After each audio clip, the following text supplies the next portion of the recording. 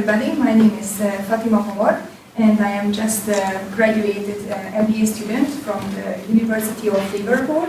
And just as our organizer asked us in the morning, one important thing about the University of Liverpool, somebody who is attending it is totally possible to attend this Masters and MBA and PhD 100% online, which was a huge surprise for me, because that was something that I was looking for a couple of years.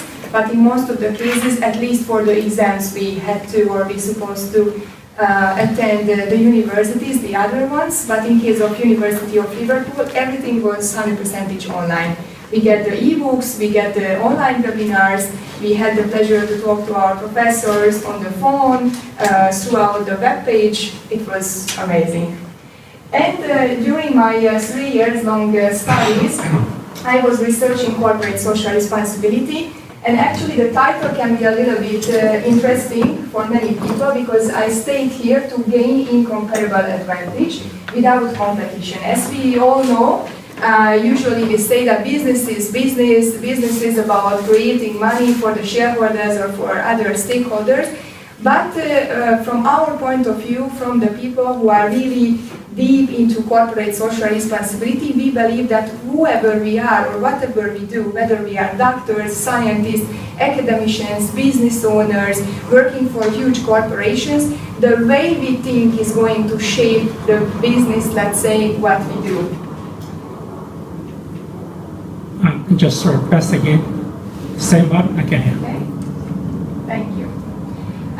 This is a very interesting message from Jim Stengel, coming from 2013. Randstad centered their businesses on the ideal of improving people's lives, resonating more with consumers and outperform their category competitors. Moreover, an investment in the top 50 businesses in the growth study, this is the so-called Stengel 50, would have been 400% more profitable than an investment in the S&P 500 over that same 10 years. What does it actually mean? Those companies who have already started to put the focus on creating real value, and I'm not talking about marketing activities nowadays, when we are publishing how good we are, and actually we, let's say, donated $10,000, but we spend on marketing $100,000, it doesn't make any sense from corporate social responsibility point of view. Corporate social responsibility doesn't have to be, and actually shouldn't be, advertised, because the gains are so huge anyway, we don't have to present it. It is going to be catched up by the media, and I will show some examples for that. There is another one by 3 academicians. Furthermore, the focus upon developing relationships that go beyond purely economic bonds also makes sound financial sense, because relationships that are underpinned by social and structural bonds are less easily imitated by competitors and therefore lead to sustainable competitive advantage. What does it mean? When we have good relations with our partners, with our suppliers, with our customers, with our clients, or also inside of the company, it is not comparable to anything else, because all we know, we are not driven by money, basically. We all know and we all get used to it, that this is a very effective tool for us. But when we have a good relation inside of the company, that company cannot be burned out, that company can't be ruined by either external or internal factors, because it's strong from the inside. So that's the most important message from here. And another one, a 2015 study by the Knesse High Performance Institute in London found that organizations that had a genuine commitment to CSR substantially outperformed those that did not, with an average return on assets 19 times higher. Additionally, the study showed that CSR-oriented companies had a higher level of employee engagement and provided a markedly better standard of customer service. So actually, all the companies I have previously worked for, and my universities were the same. Previously, I attended the Oxford Brookes University for my BA studies, and also at the Liverpool University. Because of this attitude of these organizations or universities was highly engaging, we helped each other, there was a support, and without any competition, more people could be the so-called winners of their studies or of their business life. So the short presentation outline, problem statement, the research questions and hypotheses, secondary and primary data and their results, and the effective CSR implementation, because corporate social responsibility is not about what it is, but it is about how we do it. The problem statement, business has never been only business. And competition challenges, the cost misconduct, possibly copy, price versus quality competition, brand promises are over, misunderstood corporate social responsibility, short-term return on investment expectations, and etc. So the thing is that many times organizations face, and as I say here, they misunderstand corporate social responsibility. In many cases, the actual executives who work for 20, 30 years for large corporations, they have a misunderstanding because many of them, as my secondary and primary data also shows, they believe it's about marketing or it's about paid PR. In this case, we are not talking about corporate social responsibility. And the question is not what do we mean by corporate social responsibility, but the question is, and the matter of question is, how do we conduct it? Because if we do it in a way how it is going to be effective, then we really do a valuable positioning for our company. The purpose of the research is to state the evidence and shed the light of the advantages of doing good by doing well for multinational enterprises. Why is it so important? Corporations, large corporations, have much larger effects on the society in general than, for instance, governments have nowadays. Especially if you look at the developing, or the so-called, and I don't like this expression, the so-called underdeveloped countries. In their cases, corporations like Apple or Microsoft or Google, they have much bigger effects than the local governments. First of all, because the local governments usually don't have enough money to support the local NGOs, charities, the education system, and etc. However, these large corporations, they really do. They really have the money for that. The purpose is achieved by clarifying the way how is business done in a sustainable way and value-additive way. What do we mean by that? Business can be done on a basis which we call the so-called shareholder strategy, when we focus on money creation to put it into our shareholders' packet. Especially because there is usually a huge, let's say, push from the shareholders' point of view to gain more and more money all the time and have more return on their investments. However, if we take into consideration our other stakeholders first, our customers first, our employees first, most importantly, then the results come back from money point of view. And that's the most important thing. If money is the target, we will achieve it on the short run, but for sure not on the long run, and not smoothly and not sustainably. Here are shortly described the hypotheses. The most important things here are CSR brings incomparable advantage to any organizations. What will the stakeholders need to choose and stay loyal with socially responsible organizations? It is measurable. In many cases, organizations believe that we can't measure it. But nowadays, they tend to believe and they tend to attract those kind of statistics which can measure the engagement of employees and what kind of financial benefits it brings to the company.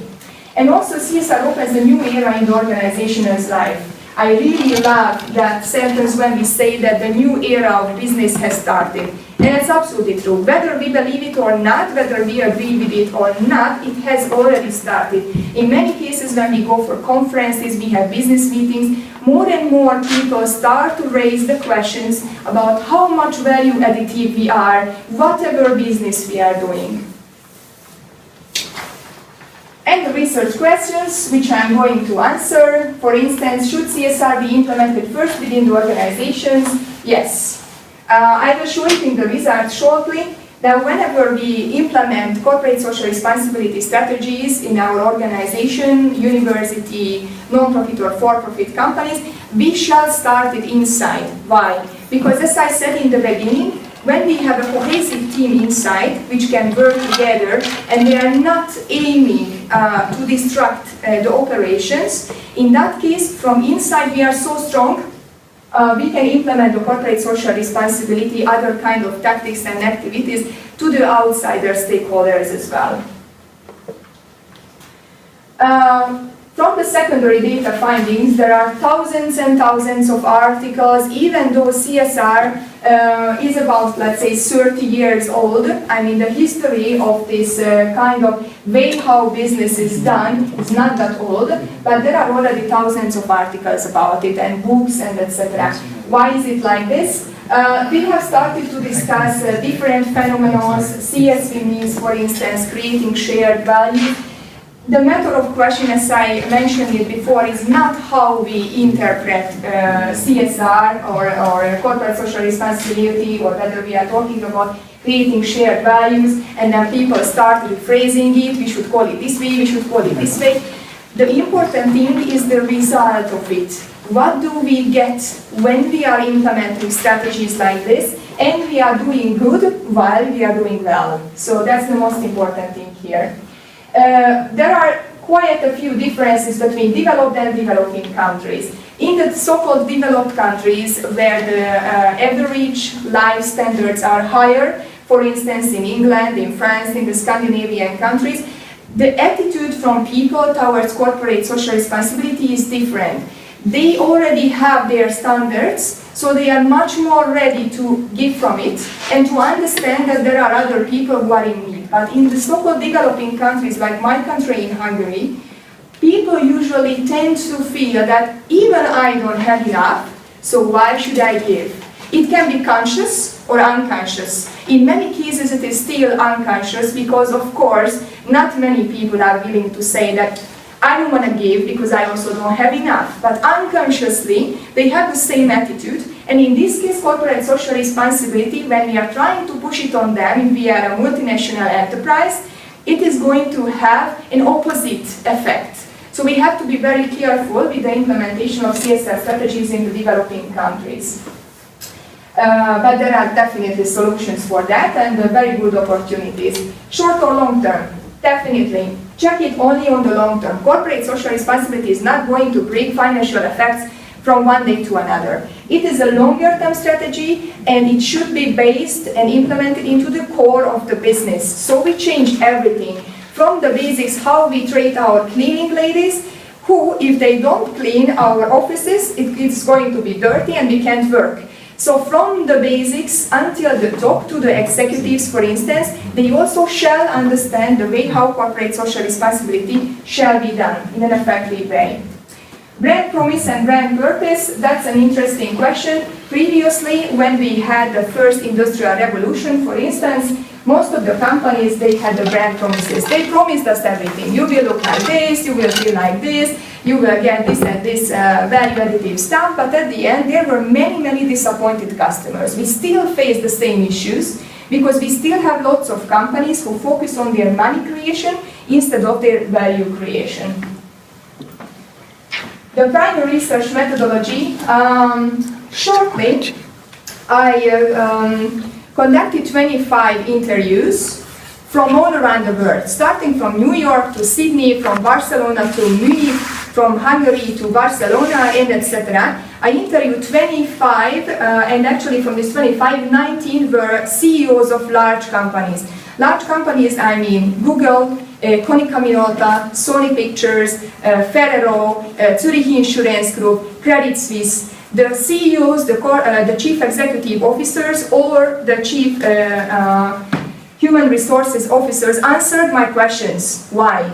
It was first surprising. Second, I understood why they said yes right away to my questions and why they were so much open to do the interviews. Because they wanted to show me how good they do. Many of them they do good, and some of them they don't really. They want to believe, but it is not yet happening, obviously. The other interviews, the other 6, I conducted with the UNICEF from UK, and with the UNCHR, and with other NGOs and charitable organizations, 3 of them from Africa and 1 of them from the UK. The primary data results based on these interviews, and I also conducted a survey with 107 people.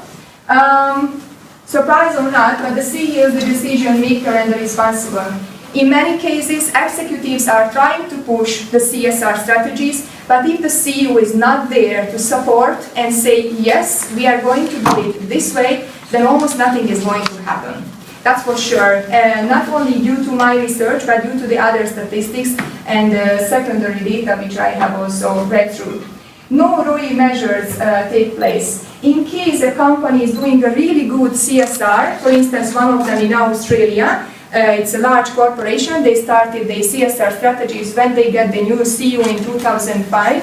By the name, the CEO's name is Dr. David Cook. He conducted his PhD studies exactly from the same CSR, which I did. And he told me when he became a CEO there, they changed everything. They changed the way how the workers can work in the factories in Malaysia, in Indonesia, and etc. Due to this, due to they doing good, their marketing budget is almost zero. They don't have to spend money on marketing and paid PR and etc. because the local media wants to write about them anyway. The competitors started to follow them. Why? Because their value creation is amazing. People are going to them, the suppliers, the partners, the customers are going to them because they believe that if I buy my product from this company, I am adding something, and I could buy the same product from the other company, but I choose this one because in this case, when I go home, I have an extra good feeling. Feelings are the basic decision makers, we all know. Developing country CSR might cause conflicting interests between governments. The large corporations also have big effects, how they negotiate with the local governments, and they must be involved. Insufficient level of CSR knowledge on executive level. I mean on executive level, especially when we are talking about a little bit elder people, 50, 60, 70 years old people who have maybe never heard about CSR. We take it as granted because we learn about it at school. I studied about it during my BA studies 12 years ago. But the people who studied 40, 50 years ago, they haven't even heard about this. We shouldn't take it for granted that they know what does it mean how to do the business in a good way, in a very value additive way. So we definitely have to go into trainings with them. Good CSR causes extremely low level fluctuation. In case of PepsiCo, they have amazing CSR in Turkey. What do I mean by that? In 2003, they got a new CEO from India. The lady, and that's another point, the lady, she is amazing. When she started, she said, okay, I have a long-term plan to be CEO here, and what I'm going to do is from now on, our business focuses on value creation. If it doesn't happen, we are going to stop that business. And since 2003, every single year, they open a new school in the south part of Turkey. A new school which is taking care right now thousands of Turkish little children who until now didn't even have the opportunity to attend school. Have we heard about it? No. Do they marketing it? No. They don't have to, because the local reputation of PepsiCo is skyrocketing there. I missed this one. No project-based implementation works. It must be embedded into the core of the business. It means when some companies think that, okay, let's try something CSR-based. Let's make a donation here. Let's support that NGO for the next 2 months. It is not going to have any kinds of effect. Zero. It works only when it is embedded into the core of the business, meaning we shall start it with the employees. Second of all, we shall communicate it to our partners. We have to check our suppliers where the raw materials, for instance, are coming from if we are a production company. So it must be something which affects all levels and all parts of the organization. How can we do it? First of all, we can also hire people to start the corporate social responsibility-based reorganization of the company, and also we can communicate it, or we shall communicate it on every level. The morality change. When we started inside, the morality change is measurable and it's huge. The impact is severe on everything. They do less mistakes. I'm talking about us, the employees. I'm talking about the employees and the suppliers and the partners and the customers as well. The employees start do less mistakes. They have better quality. They have more cohesive things, which you can see it here down, but I can read it up for you. There is a better performance and a much better service quality. Just think about ourselves. CSR is something which we shall start with ourselves as well. If I feel good at a company, if I feel I am part of that company, if I can commit to that company's production or services or whatever, how is my performance level going to be? Much better than if I go there and I already can't wait in the morning to go home. It's very simple. And this is one of the most important, let's say, dangerous factors of CSR. In many cases, it is so simple to understand that especially those people who are trying to protect their positions, which they achieved through, I don't know, long years of work and etc., and they are so much afraid of change, this is usually the biggest obstacle. Thank you for telling me. So the effective CSR implementation, core business must be started inside of the company, should be a long-term strategy. The return on investment growth considered as a result, so it shouldn't be an aim. The CEO is a decision maker, but all levels shall be involved. Brand ideal is the most important without any empty brand promises. Business education changes must be started to be implemented in many countries. It is already an effect and a huge effect that young business professionals are already aware of how we do good business while doing well. Align CSR to business profile and the region itself, meaning companies working in the construction business, they should find those NGOs, charitable organizations, civil organizations, and etc., whose operations can be aligned to the business profile. The dialogue between the customers and the company is crucial because in many cases, companies are talking to the customers through the advertisements, newspapers, whatever, but when the customer is trying to call the company, they don't reach anybody. Has anybody heard about this? Yeah, most probably. Globally harmonized reporting, and I have to mention here that from next year, from 2018 January, the non-financial reporting is already a must in the EU countries, meaning, in the European countries, meaning the CFOs have to change their roles and not only focusing on numeric data, but also focusing on socially value-additive data. Cooperation with local governments, assignments mentioned before, and the social enterprise way of working. What do I mean by that? If anybody has heard about social enterprises, we consider them as non-profit organizations doing something nice and good and blah, blah, blah. But the way how the social enterprise works, let's say Google does something very similar. That's why Google is leading the corporate social responsibility list for ages, for 10 years, if I can remember well. So, and to conclude, I'm always looking for corporations, colleagues from the same field, to discuss the newest data, the newest analysis, to build CSR strategies for organizations, because the more people understand how value additive it is, on the short, on the mid, on the long run, how value additive and how important it is when we are growing our society, where we get our money from, actually, whatever kind of operations we have, then it is going to be much more achievable. And thank you for the attention. I wish everybody a good corporate social responsibility way of operations. Thank you for your listening. Any questions, please? Yes, I Yes. do. More clarification questions of the presentation.